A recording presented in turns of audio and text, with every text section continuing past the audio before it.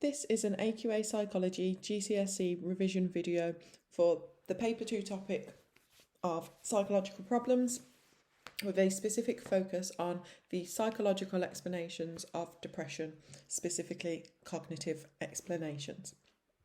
So we'll start this video by recapping the other explanation of depression that you are expected to be able to describe and evaluate. So the biological explanation of depression suggests that depression is a result of low levels of serotonin, which is a neurotransmitter in the brain.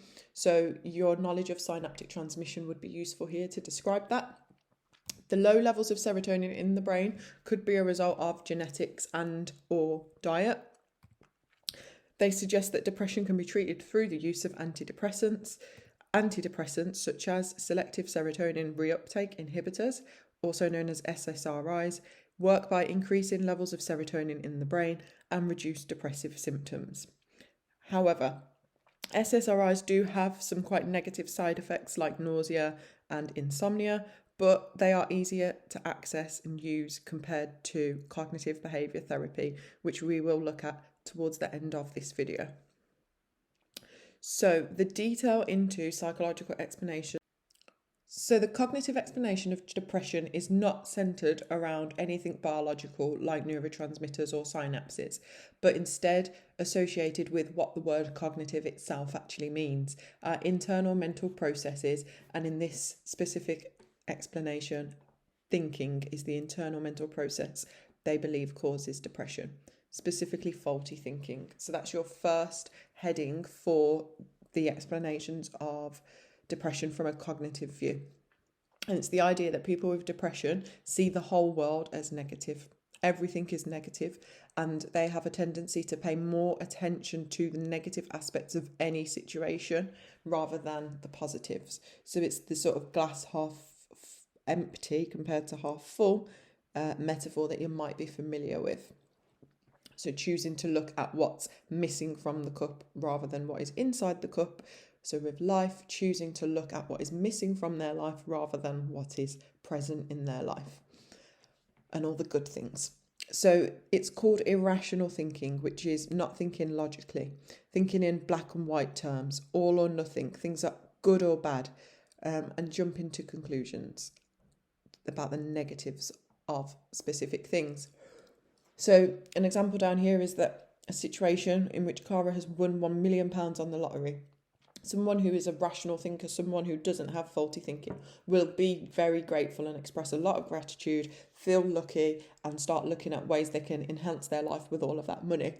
Whereas someone who suffers with depression and has that faulty thinking and irrational way of thinking would choose to look at the negatives.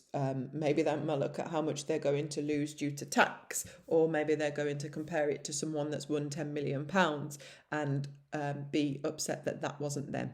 So that is what is meant by faulty thinking and thinking in black and white terms or jumping to conclusions. Other examples might be if someone is stood up on a date, instead of considering the traffic conditions or, other alternatives as to why the person hasn't attended, they might jump to conclusions about themselves, feeling ugly, feeling worthless, etc. Which leads on to the second part of the cognitive explanation, which is negative self-schema. So schemas are a golden thread in psychology. Now, this means that they appear in multiple topics and in different subtopics across a topic. So schemas were first covered in the development topic in Piaget's theory. A schema is a mental blueprint. It's a package of information that we have in our brain, and we base it on experience. So if you like, you can see it as a little bucket that we carry around with us every day for lots of different things. And each day, when we learn something that fits into our schema, we add it into the little bucket. So you might have a schema or a mental blueprint, a mental framework of psychology. And every time you attend a psychology lesson or watch a psychology video, you add new key terms like schemas or irrational thinking or faulty thinking. You add that to your bucket of psychology, your mental framework, your schema. So the idea is that people with depression form negative schemas, usually of themselves, which is why it's referred to as a negative self-schema. So looking into a negative self-schema in more detail, People with depression have negative self-schemas and therefore interpret any information that they receive about themselves as negative. So that could be about their looks, it could be about their personality, their character, their accent, the way they speak, the way they walk, anything that a person might make a comment about that person or that they see in themselves, like looking in the mirror or even just handwriting on a page. They interpret that as negative about themselves. They put themselves down. As you can probably see from the image on the board, not good enough, I'm not popular, I'm dumb, they must hate me. So really negative, faulty thinking, but particularly self-schemas. So faulty thinking in the context of themselves. The final part of the cognitive explanation that you need to know about is attribution. So by definition, attribution is when you explain a cause of behaviour. So we attribute causes daily in our lives, sometimes without even realising it. So we might observe what someone else is doing and naturally or unconsciously we think of why they're doing it. We explain their behaviour. So we attribute causes. So if a friend buys you a gift, you attribute a cause to that. You think, what a kind person. So you use their actions to explain their personality in that example. But we also attribute causes and attribute things about ourselves. So we scrutinise ourselves, sadly, as part of human nature. Our brain is sort of wired to do that. And so the researcher here, Seligman, has suggested that people who suffer with depression have a negative attributional style, which means that they explain causes of behaviour in a negative style. When things go wrong, they look on the dark side of life, if you like, from that saying, always look on the bright side of life. Attribution here for a person with depression, they look on the dark side of life. So blaming things on themselves, not someone not attending a date that they're waiting for. It's my fault, I'm stupid or I'm ugly. So that's called an internal attribution. Then the stable attribution is this idea that that cause will remain. So people will never like me again. People will never date me again. People will never want to date me again. And everything I do goes wrong. Every date I've ever been on has been a disaster. That's a global attribution. So the word global is to represent that it encompasses everything in that person's life or everything about that situation. So for a person with a negative attributional style, it makes it very difficult for them to see that things can change. It makes it very difficult for them to stop those irrational thoughts and think more positively and see hope. And so the result is depression, is what is argued here. Finally, a bit of additional information. Seligman believes that this attributional style is actually learnt. It's a result of nurture. If a person has an unpleasant experience, the natural reaction is to try to escape. And if they can't escape, then the person learns to give up trying, which is called learned helplessness. So it may explain how a person learns to blame things on themselves and believe that things will always be like that. So they give up trying to improve their way of life, give up trying to go on other dates and see other people and put themselves out there to stop having those negative thoughts. And that's called learned helplessness, that they essentially just give up and don't want to help themselves anymore. So something really important to just make a note of is these three terms here: internal attribution, stable attribution, and global attribution. Now, knowing what a negative attributional style is and being able to give examples, explaining that it's nurture, etc., would be more than enough. But if you want to gain a grade 7 or above in GCSE psychology, then I would highly recommend you learn the 3 types of attribution as well. So now we're going to move on to evaluate the cognitive explanation of depression. There are 2 example PEC paragraphs here, point, evidence, conclusion, but they're not complete. So this is an opportunity for you to pause the video and complete these PEC paragraphs before I go through and discuss them in 5 seconds. So the first evaluation point of the cognitive explanation is based on Seligman, and hopefully you recognise his name from the previous slide. He came up with the attributional explanation of depression. But in his research on dogs, he found that dogs stopped trying to escape electric shocks, so something quite painful and negative, because they had no control over those electric shocks. So they just gave up. So that is going to be a good thing about the cognitive explanation. The reason it is good is because there is supporting evidence for it. So then you would explain the evidence, which is Seligman evidence from dogs that stop trying to escape electric shocks. So this is a strength, and the reason it is a strength is because it demonstrates the learned helplessness theory, which we've discussed on the previous slide, or you could explain that it is evidence for Seligman's theory of attribution.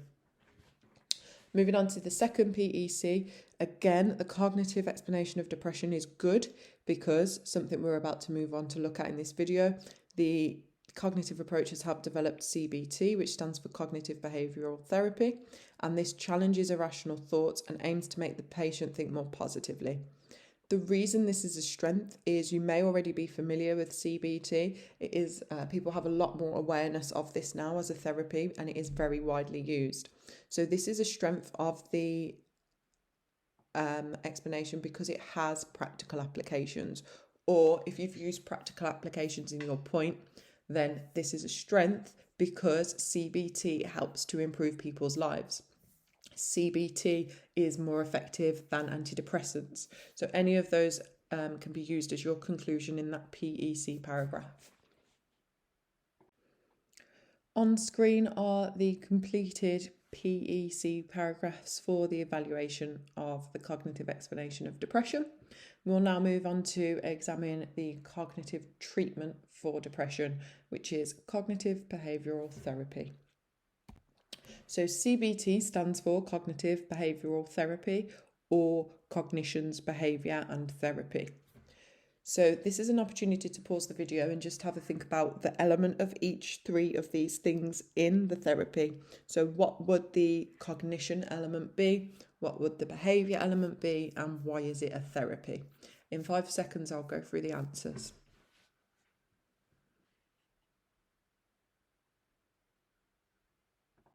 So the cognitive element is this idea that CBT aims to challenge, and that's a really important word, to challenge the faulty thoughts that individuals have who suffer with depression. They try to challenge these thoughts so that they can be changed from irrational, everybody hates me, to rational, I've had an argument with my sister, so that the client can feel more happy and free from pain. The behaviour element is this idea that the way we think affects how we behave.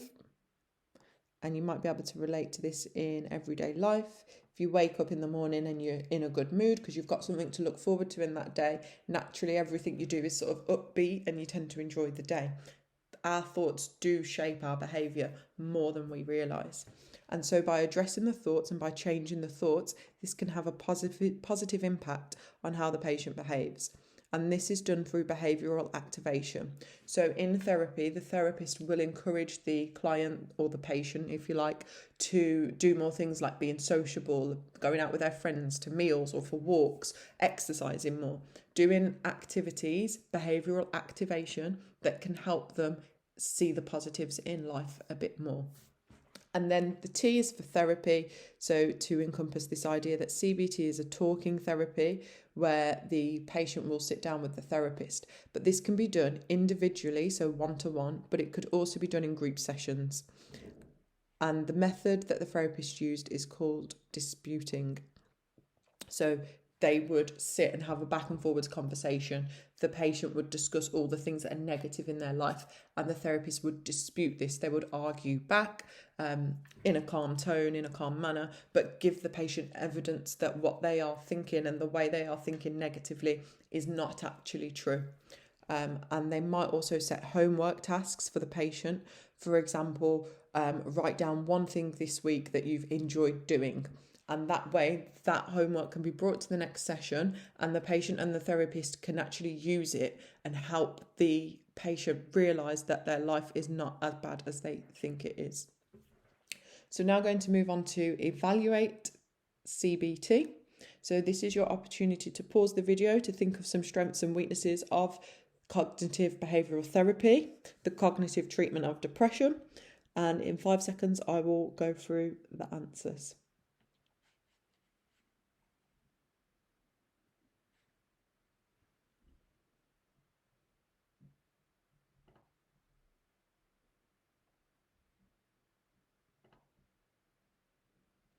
So I've put this one on screen straight away because this will be my next video on Weil's study.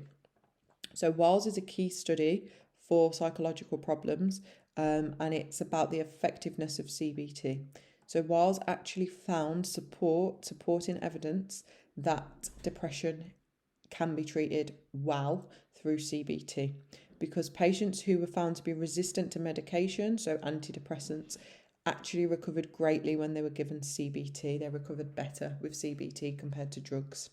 So it shows that CBT is more effective at treating depression than antidepressants alone. So if you didn't have a chance to evaluate CBT, there are some questions for you to have a think about the answers to. And then combined with this PEC paragraph on Weil's, if you choose 2 more of the answers to the questions on the screen, you will then have enough evaluation for CBT. So 5 seconds, pause the video, 5 seconds I'll go through the answers.